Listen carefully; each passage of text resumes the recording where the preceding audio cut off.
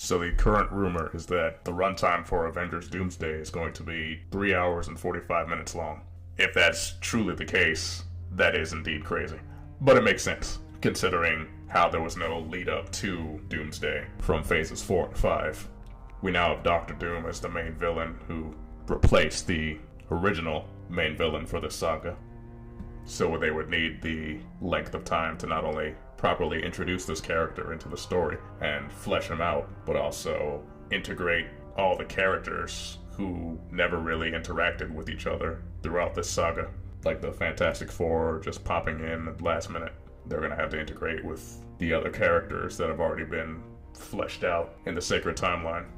Now, the Fantastic Four is going to be hard enough, but now they're even going to integrate the X-Men into this story. That's a lot to deal with.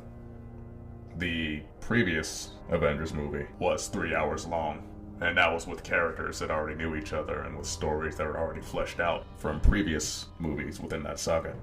But in this new saga, we didn't really get that. I think back to Moon Knight and other characters within the Disney Plus shows that never really met members of the Avengers.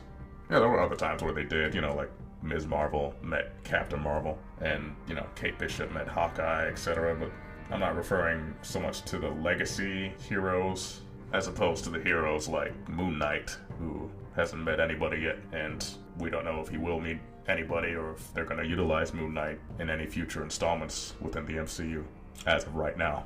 Or even the likes of the Eternals, whom we've heard nothing about since their movie, and there's no word of them appearing in Avengers Doomsday. They may appear in Avengers Secret Wars, but that's yet to be determined.